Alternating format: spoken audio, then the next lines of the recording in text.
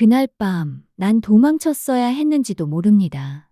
하지만 세 여인이 게르 앞에서 동시에 무릎을 꿇었을 땐 이미 늦었죠.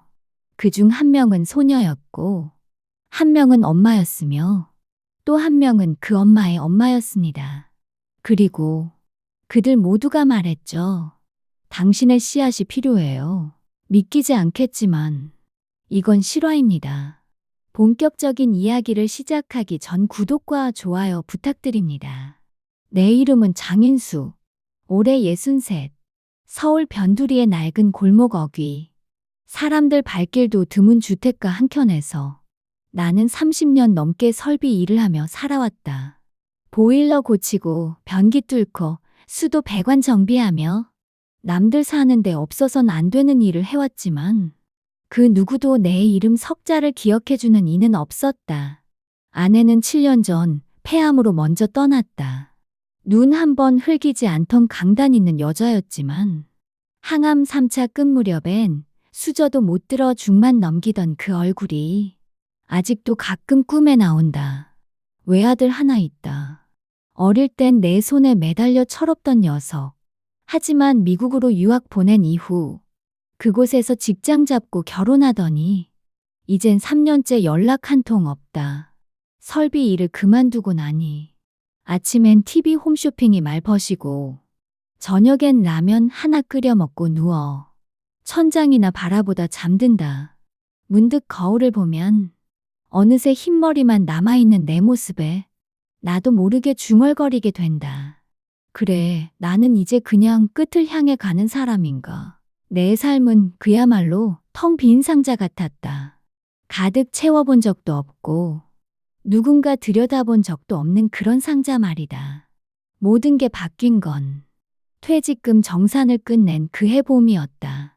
더는 붙잡을 일도 돌아볼 사람도 없던 나는 몇 달간 짠 적금과 퇴직금 일부를 들고 무작정 몽골행 비행기에 몸을 실었다. 살면서 딱 한 번쯤은 나도 제대로 숨 쉬고 살아보고 싶다. 그 단순한 바람 하나로 아무 생각 없이 떠난 여정이었다.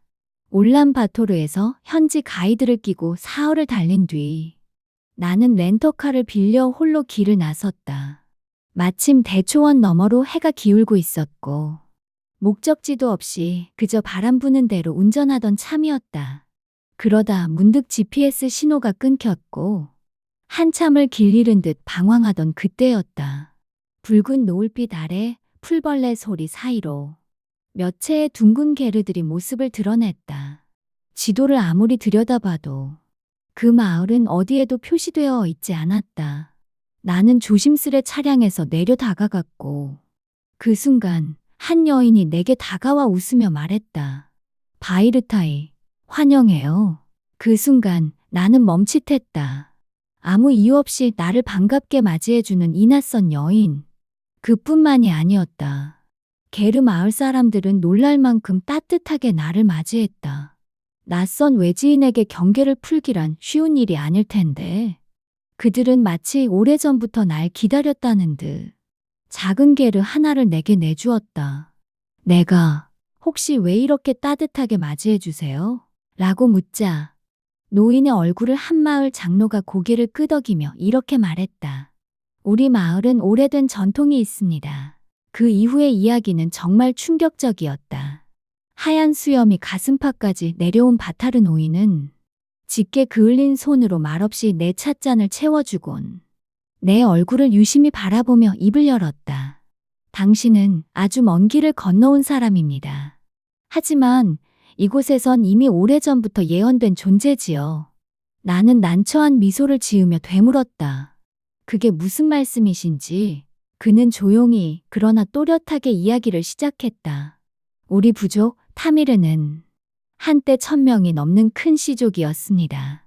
하지만 세월이 흐르며 부족 내에서 혈족끼리만 혼인을 하게 되고 가까운 혈족 사이에 혼혈이 늘어나자 아이들은 점점 약해졌고 어머니들은 잉태를 하지 못했지요.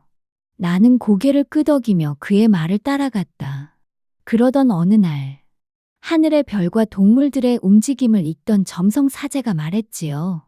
바깥 세상에서 올 남자 한 명이 이 부족의 피를 깨우고 새 세대의 여인에게 새로운 생명을 안길 것이다.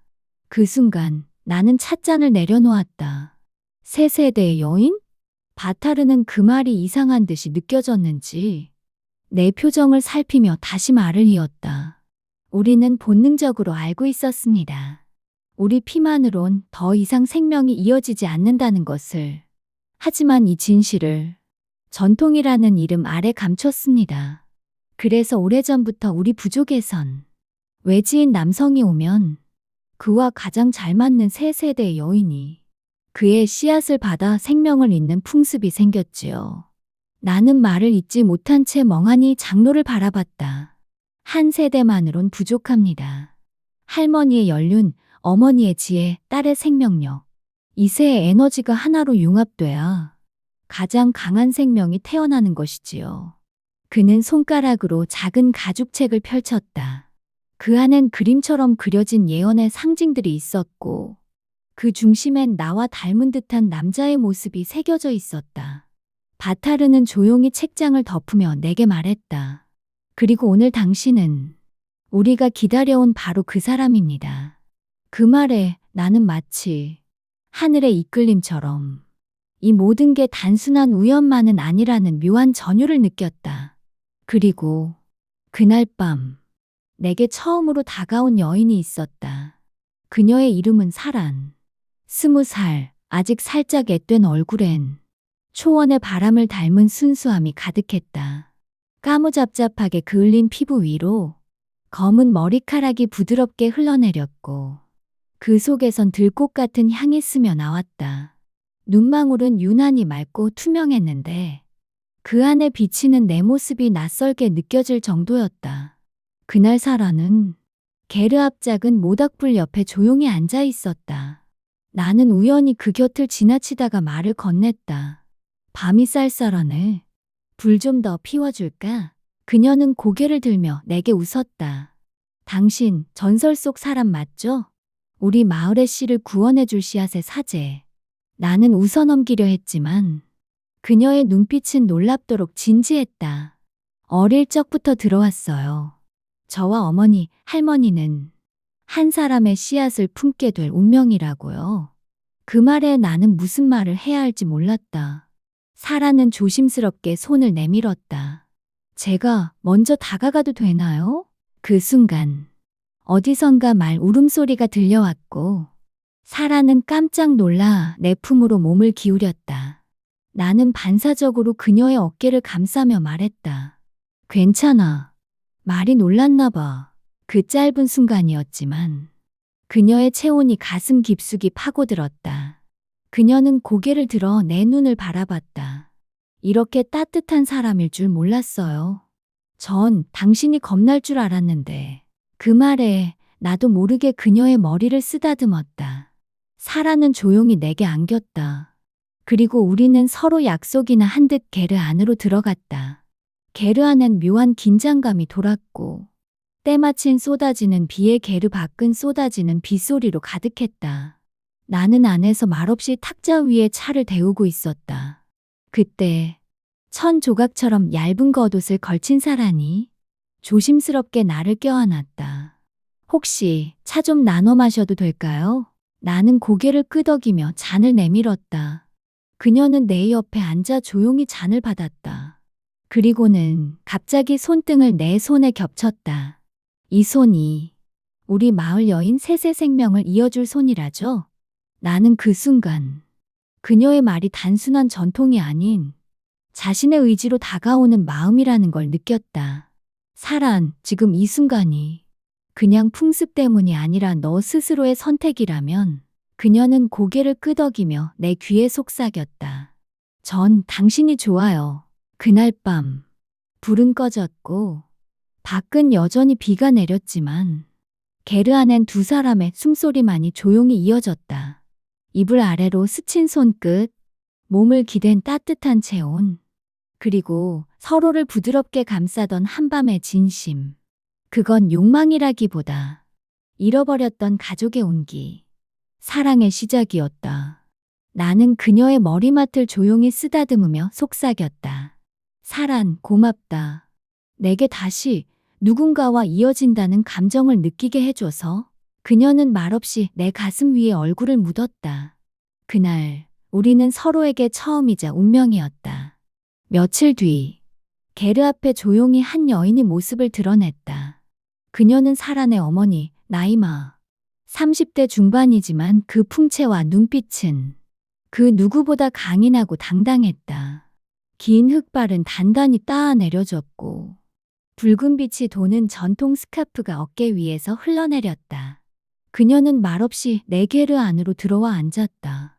그리고 차를 한 모금 마시곤 나지막히 입을 열었다. 우리 딸, 사라는 어떤가요? 너무 순수해서 당신 마음에 안 들진 않았나요? 나는 고개를 저으며 웃었다. 아닙니다. 그녀는 제게 잊을 수 없는 밤을 선물해줬습니다. 나이마는 잠시 미소 지었지만 그 속엔 묘한 긴장감이 섞여 있었다. 그렇군요. 질투나는데요? 그날보다 오늘 밤 제가 더 기억에 남게 해드리고 싶네요. 그녀는 조용히 내 옆에 앉았고 창밖으로 부는 초원의 바람소리가 게르 안의 공기를 묘하게 흔들었다. 초원의 밤은 춥지만 두 사람이 마음을 나누면 따뜻해지죠. 그 밤 우리는 서로의 체온보다 마음을 먼저 나눴다. 나이만은 강인했지만 그 속엔 놀라울 만큼 부드러운 결이 있었다. 그녀는 내 손을 잡고 천천히 이마를 맞댔다. 잊지 마요. 오늘은 당신이 받은 사랑이 아니라 당신이 나눈 사랑이라는 걸. 게르 안 불빛은 점점 낮아졌고 남은 것은 두 사람의 숨결과 이 대지 위를 감싸는 조용한 밤뿐이었다. 이후 나이마는 말없이 내게 남겨진 담요를 덮어주었다. 그리고 말없이 등을 기대며 속삭였다. 당신, 내 인생에 이렇게 들어올 줄 몰랐어요. 그녀의 목소리는 초원의 밤하늘보다 더 깊고 따뜻했다. 며칠 뒤, 저녁이 내려앉은 초원. 나는 게르 앞에서 조용히 바람을 맞고 있었다. 그때 조용한 발소리와 함께 그들의 어머니 에르덴이 내 곁에 섰다. 50대 중반이라고 믿기 어려운 외모, 은은하게 빛나는 갈색 눈동자, 잔잔한 주름 위로 번지는 따뜻한 미소, 그리고 단정하게 묶은 은빛 머리카락. 연예인이라 해도 믿을 법한 기품과 세월이 더해준 우아함이 그녀의 한 걸음, 한 시선마다 느껴졌다. 인수 씨, 요 며칠 사이 당신이 이 마을에 가져온 바람이 보여요. 나는 고개를 들었다. 그녀는 조용히 말을 이었다. 당신이 오기 전 이 마을의 생명은 멈출 위기였습니다. 젊은이들이 떠났고 아이의 울음소리는 사라졌어요. 하지만 이젠 모든 것이 움직이기 시작했어요. 그녀는 나지막히 미소 지었다. 그 말이 어쩐지 내 가슴 속 깊은 곳을 울렸다. 그날 밤 에르덴은 내게 잠깐 따라오라 고 손짓했다. 우리는 게르에서 조금 떨어진 언덕 너머 별이 쏟아지는 초원 위에 멈췄다. 그녀는 마른 풀을 모아 작은 불을 피웠고 두 손을 모아 따뜻하게 감쌌다. 이건 축복입니다. 그녀는 불꽃을 바라보며 조용히 말했다. 아무 남자에게나 이런 전통이 허락되는 게 아니에요. 나는 그녀의 옆모습을 바라봤다. 살아온 시간의 깊이가 느껴지는 눈가, 작은 흠조차 고운 입술선. 그녀는 고개를 돌려 정면에서 나를 바라보았다. 당신이 이 마을에 씨앗을 남긴다면 그건 단지 전통의 수행이 아니라 진짜 생명의 부활이 될 겁니다. 그리고 그 순간 그녀는 조심스레 내 손을 잡았다. 그 손은 젊음의 설렘이 아닌 삶을 안아온 따뜻함으로 다가왔다. 조금 거칠지만 포근한 온기가 배어있는 손. 나는 말없이 그 손을 감싸주었다. 초원의 바람이 부드럽게 불고 불꽃은 바람결에 흔들리며 두 사람의 그림자를 하나로 엮었다. 그녀는 가까이 다가왔다. 인수 씨, 이건 의무가 아니에요. 나의 선택이에요. 그리고 아주 자연스럽게 그녀의 이마가 내 어깨에 기대어졌다. 그 밤 우린 오래도록 아무 말 없이 충분히 서로의 깊은 마음을 느꼈다. 나는 깨달았다. 이 마을에 온 건 우연이 아니었다.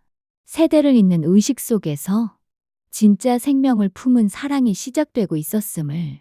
그날 이후 밤이면 밤마다 내 게르 안에는 세 여인의 숨결이 서로 다른 온도로 겹쳐지기 시작했다. 사라는 언제나 맨 처음 들어왔다. 그녀는 부드럽게 내 손을 잡고 작은 숨결로 내 어깨에 기대 잠들었다. 그 어린 손끝에는 아직 세상의 거칠음이 묻지 않았고 그 눈에는 나를 향한 순전한 신뢰만 가득했다. 그 다음은 나이마였다. 게르의 문을 조용히 열고 들어온 그녀는 아무 말 없이 내 옆에 앉아 몽골어로 된 오래된 자장가를 불렀다. 그 노랫말은 알 수 없었지만 그 속엔 사랑과 안도 그리고 어쩌면 질투가 담겨 있었다. 그녀의 손길은 자신이 어머니이자 여인임을 증명하는 듯 섬세했다. 마지막으로 들어온 이는 에르덴이었다. 그녀는 늘 게르 바닥에 놓인 붉은 흙 항아리에서 진흙을 꺼내 내 손등에 발랐다. 이건 씨앗의 정화예요. 그녀는 낮은 목소리로 말했다. 그리고 아주 천천히 내 손을 감싸며 무언의 기도를 올렸다. 그 밤들 속에서 나는 누구의 것도 아니면서 동시에 세 사람 모두의 일부가 되어갔다. 사랑도, 전통도, 욕망도, 그 경계가 무너진 밤. 내 삶의 의미는 그 게르 안에서 조용히 다시 태어나고 있었다. 정확히 한 달 뒤, 사란이 내게 다가왔다. 두 손을 꼭 모은 채 조심스레 입을 열었다. 인수 씨, 아이가 생긴 것 같아요. 나는 아무 말도 하지 못했다. 그녀의 말이 내 심장에 조용히 박혔다. 그러나 그 놀라움은 그로부터 며칠 뒤 다시 찾아왔다. 이번엔 나이마였다. 익숙한 자장가 대신 그녀는 내게 속삭였다. 그날 밤 저도 느꼈어요. 지금은 분명해요. 당신의 씨앗이 제 안에서 자라고 있어요. 그리고 또 며칠 후 게르 앞 언덕 위에서 에르덴이 바람을 맞으며 말했다. 이건 축복이에요. 우리가 오래도록 기다려온 생명의 회복. 당신의 씨앗은 이 마을 전체의 생명을 불어넣고 있어요. 나는 침묵했다. 입술을 깨물었고 손끝이 떨렸다. 그러나 그 순간 입가엔 저도 모르게 웃음이 스며들었다. 그것은 기쁨이자 경외, 책임이자 구원이었다. 내가 60대의 서울 남자였던 그 시절, 텅 빈 방에서 혼잣말을 하며 하루를 보냈던 그날들에 비하면 지금의 나는 어쩌면 신화 속 존재에 가까워졌는지도 몰랐다. 이제 나는 이 초원의 씨앗 사제이며 새 여인의 선택받은 남자였고 곧 태어날 생명의 아버지였다. 이건 사랑도 아니고 단순한 운명도 아니었다. 그저 내가 마침 그때 이곳에 도착했기 때문이었다. 그리고 마을 사람들은 그걸 기적이라 불렀다. 이제 나는 게르 마을에서 세대를 잇는 씨앗의 전사로 불린다. 사람들은 내게 절을 하고 아이들은 내 무릎에 안긴다. 내 삶은 텅 빈 서울의 원룸이 아니라 이 끝없는 초원에서 새 여인의 따뜻한 품과 세 명의 아이 울음 속에서 다시 피어나고 있다. 누군가 내게 묻는다면 이건 운명이라고 말하겠다. 그리고 사랑이라고도.